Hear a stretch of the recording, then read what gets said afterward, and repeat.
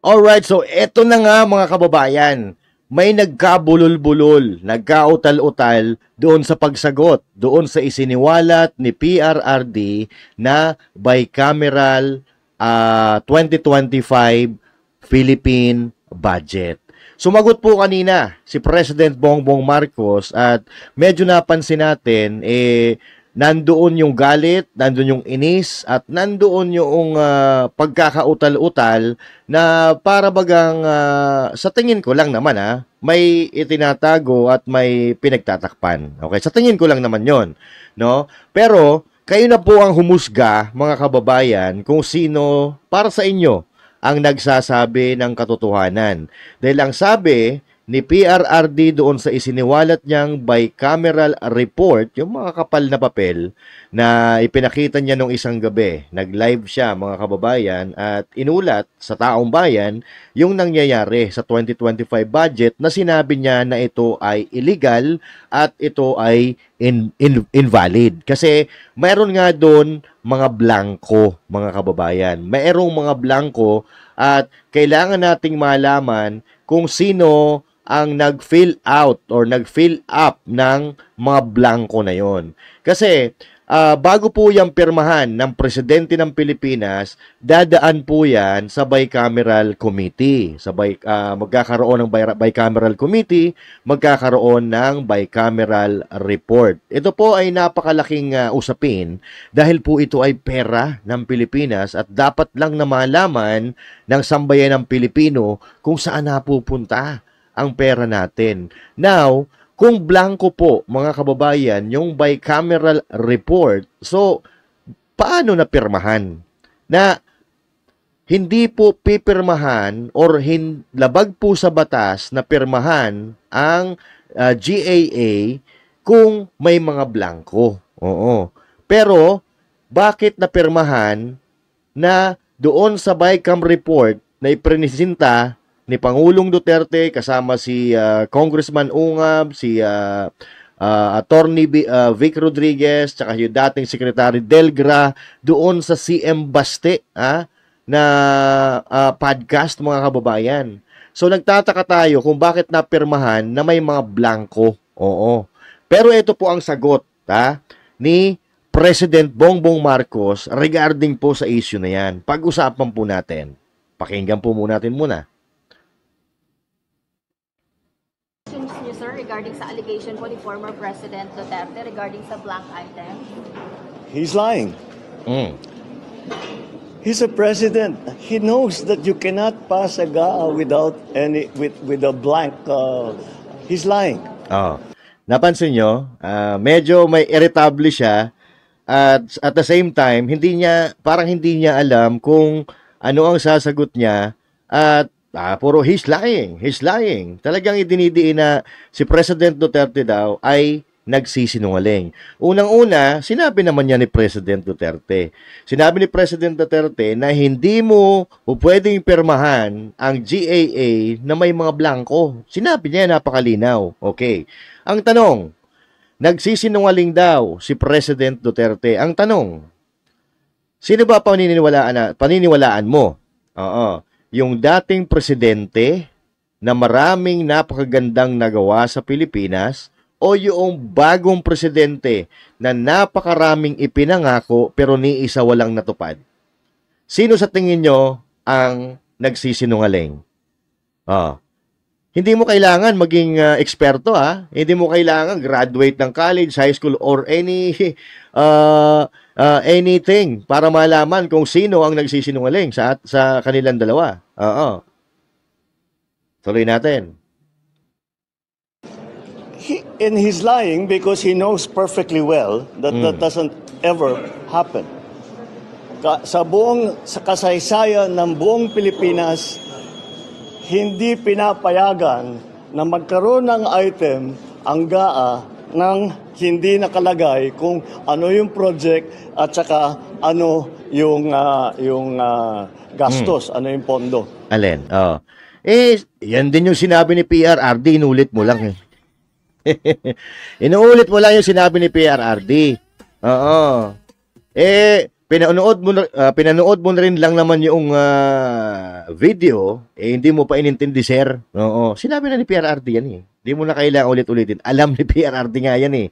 Ang tanong ni PRRD, kung bakit blanco yung report from bicameral committee, pinirmahan ninyo. Di ba? Tuloy. So, it's a lie. Mm. I was watching the news earlier today and people were saying it's 4,000 pages. Paano namin ibubusisiin yan? Ang gaganto, para titignan namin isa-isa. Hindi na lang. Meron namang kopya that's available on the website of DBM. Tignan ninyo, huwag na ninyong busisihin isa-isa. Anong Hanapin nyo yung sinasabi nila na blank check. Tignan ninyo kung meron kahit isa. Para mapatunayan na tama ang sinasabi ko, kasinungalingan yan. Okay. So yun mga kababayan, linihis po niya yung issue. Ang pinag-uusapan po dito mga kababayan ay yung bicameral report. Okay? Bicameral report, hindi yung GAA. Ganito po kasi yan. Katulad ng sinabi ko kanina, bago po ipasa ang budget, nagkakaroon po ng bicameral committee meeting. Okay? Nag-uusap po ang Senado at nag-uusap po ang Kongreso. At pagsasang-ayunan po nila lahat ng line item, lahat ng line item, kung ito ba ay tama, kung ito ba ay mali, kung mayroong mag-o-object, kung mayroong kontra, pag-uusapan po nila yan. At kung matatandaan natin, inaabot po sila dati ng magdamag para pag-usapan or yan, sa bicameral committee para maipasa yung budget. Pero ngayong taon, mga kababayan, kung matatandaan natin 2023, nag-overtime po sila mga kababayan para maipasa. Maipasa lahat yung budget, maipasa nga yung Maharlika Investment Fund, nag-overtime sila, magdamag, inaabot sila ng madaling araw noon. Pero nasaan yung Maharlika Investment Fund? Nasaan? At ngayon naman, parang naho-hocus-pocus tayo mga kababayan sa 2025 budget. Napakabilis. Pirmado agad. Ito kunanto ko kanina, nagkakaroon ng bicameral committee, pag-uusapan nila, pagdidebatehan ang budget ng Pilipinas sa susunod na taon. Now, yung inipresinta ni PRRD, yun po ay galing sa bicameral committee. Sa bicameral meeting, bicameral report po ang tawag doon. Hindi po yung GAA. Ang pinupunto ni President Duterte, bakit pinirmahan ni Pangulong Bongbong Marcos yung General Appropriation Act na may mga blanco. Ang sinasabi ni Pangulong Bongbong Marcos, pumunta kayo sa website ng DBM at tingnan nyo yung mga line item na sinasabi nila na blanco. Of course, natural. Sino ba naman maglalagay sa website ng kulang-kulang? Of course, kukompletohin nyo na yun. Ang tanong po dito, nang nanggaling sa bicameral committee, blanco. No? Tapos, noong pinirmahan nyo na, nagkaroon na ng line item. Hindi na siya blanco. So ngayon, sino ang naglagay? Sino ang nag-fill up? At magkano ang inilagay? Inililihis po natin Inililihis po natin ang usapan. Ang usapan, blanco, yung bicameral committee report. May mga blankong item, may mga blank check. Pero, pagdating sa inyo, pinirmahan nyo. At syempre, pag in-upload mo yan sa website, kailangan kompleto. Sino ba naman ang tanga na mag-upload yan ng may blanco? Ang tanong po dito, mga kababayan, sino po ang nag-fill up, sino ang naglagay ng quantity or ng information doon sa mga blanco na sa mga blankong item na nanggaling sa bicameral committee. Ano ba yon? Hinokos-pokos po ba? Sino naglagay? Sino ang naglagay ng item, ng amount, at kung saan gagamitin? Kasi from bicameral committee, blanco. Pagdating sa inyo, pinirmahan nyo, At syempre, dinownload or in-upload doon sa website ng DBM, kumpleto na yon. Natural, kumpleto na. Oo. Wag tayo magtanga-tangahan, di ba? Ang pinag-uusapan po dito, yung bicameral committee meeting. Yan. Doon po, yun po ang inirepresent ni Pangulong Duterte. So now, ako nabubuisit na talaga ako no? Ang laki-laki ng pera ng Pilipinas. Unang taon ni Marcos, pangalawang taon ni Marcos, putang ina, hindi natin naramdaman. Wala tayong naramdaman na pag-asenso sa Pilipinas. Oo. At ngayon, pangatlong taon, nahohokos-pokos pa tayo. Kung tama itong sinasabi ni Pangulong Duterte na hindi, tama naman talaga, no? You don't need a degree para malaman, mga kababayan, na hindi tama yung magpapasa ka ng blanco. Oo. Hindi yung General Appropriation Act ang problema, Mr. President. Ang problema, yung bicameral meeting, yung bicameral report na may mga blanco. 'Di ba? Dapat bago po ipasa 'yun sa inyo, dapat kumpleto na, pinagkasunduan lahat ng budget, lahat ng ahensya, kung magkano, saan gagamitin and all that. Dapat kumpleto na bago ibigay po sa inyo. Oo. Bakit po puro blanco? At ang pinakatanong po dito, mga kababayan, sino ang naglagay ng item? Kasi blanco parang ano yan ibibigay ko sa iyo to, iuwi mo na sa bahay mo. Oo. Halimbawa, test paper. Oo. Test paper, siyempre, sasabihin ng teacher, finish or non-finish, pass your paper. Now, tapos siyempre ako hindi ko na kumpleto no? Kaibigan ko yung teacher. Oo. Hindi ko na kumpleto yung sagutan. Halimbawa, 1 to 50 na questionnaire na sasagutan mo sa exam, no? Oo. Ang nasagutan ko 30 lang. Hindi ko alam yung sagot sa ibang mga question. Oo. Kakausapin ko ngayon si ma'am. Ma'am, meron po ako mga hindi nasagutan diyan. Ikaw na po ang bahala maglagay kung anong sagot, Ma'am, kaibigan naman tayo parang ganoon Oo. 'Di ba? Parang ganoon kung pagbabasihan natin yung argumento ni Pangulong Duterte. So ngayon, mga kababayan, 3 taon na si President Marcos sa kanyang panunungkulan. Meron pa tayong naramdaman? Ano po ba yung flagship project niya na nagawa sa loob ng 3 taon? Magta-3 taon Oo, ilang buwan na lang, 3 taon na. Oo. So, yung budget ng 2022 kompleto. Budget ng 2023 kompleto. Sige, 2022 kalimutan na natin 'yon kasi kalahati na ng taon 'yun No. 2023 budget kompleto. 2024 budget kompleto. Oo. May naramdaman ba kayo? Ako nagtatanong ako. May naramdaman ho ba kayo? May naramdaman ho ba kayo? Nagrereklamo nga ho yan, di ba? Oo. Nawala ng pondo para sa mga bagyo-bagyo. Naubos na ata. At ang tanong, nasaan na? Yung 90 billion sa PhilHealth? Sa SSS, pera.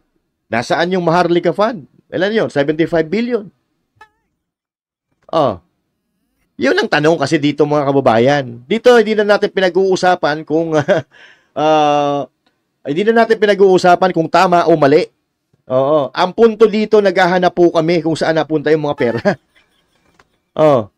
Tapos sasabihin, he's lying. Oo. Siya pa yung siya pa yung may lakas na loob na magsalita na he's lying.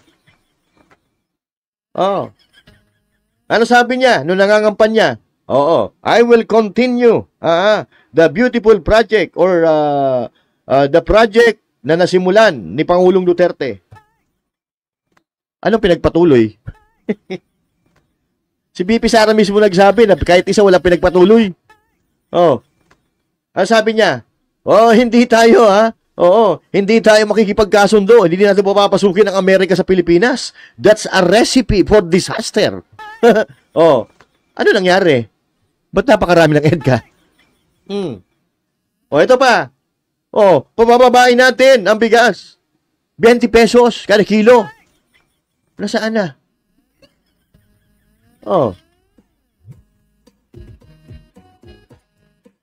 Oh, tapos, ikaw pa ang may ganang magsabi ng he is lying. Bakit? Ano? Tayo, tayo ho ba dito sa Pilipinas, lahat na ba tayo dito, mga bangag na? Diyos mio, perdon. Ewan ko ba?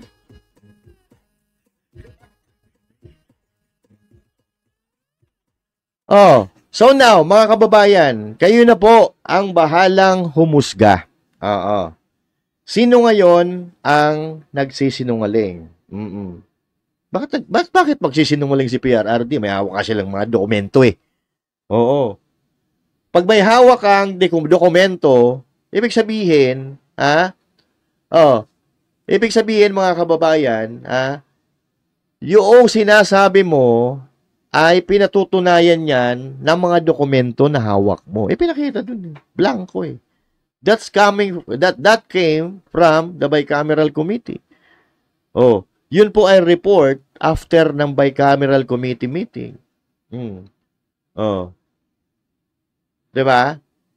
Oh, bakit mo sasabihin na nagsisinungaling si PRRD samantalang ikaw ang may mga sinabi na hindi mo tinupad?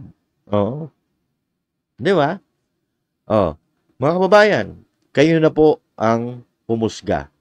Sino sa tingin ninyo ang nagsasabi ng katotohanan dito? Kasi ilang taon na no? Ilang taon na mga kababayan, puro kinu-question natin, kine-question ng taong bayan ang mga pondo ng mga nanunungkulan sa gobyerno. Hindi po sila tumatalima. Si PRRD, 'di ba? Nag-request si PRRD na i-open ang libro ng mga kongresista pero walang kumasa. Oh. Si Pulong Duterte, oo. Hinamon, yung mga politiko na magpa-drug test. Walang kumasa. Mayroong isang kumasa, pero hindi inilabas yung resulta. 'Di ba? Pinagbibintangan ho kayo ng dating presidente na nagdodroga. Oo. Bakit hindi ho nyo patunayan ang sarili ninyo? Bakit hindi ninyo ipagtanggol ang sarili ninyo? Oo. Dahil political test lang naman yan. Napakasimple lang, di ba? Pero bakit parang hirap na hirap kayong gawin? Yung nire-request, hindi lang ni President Duterte, kundi ng mayorya ng mga Pilipino. Dahil dito sa Pilipinas, mahirap nga tayo, kailangan nating bumangon, di ba? Kailangan nating bumangon. Hindi po tayo, the Philippines don't deserve the leaders na kung saan, palutang-lutang. Oo. Pabangag-bangag, mga kababayan. Oo. Kaya, ang problema kasi sa inyo, mga sir, pag nagtatanong ang taong bayan, pag nagtatanong ang taong bayan, binabaliwala ninyo. 'Di ba? Tapos pag nasusukol kayo,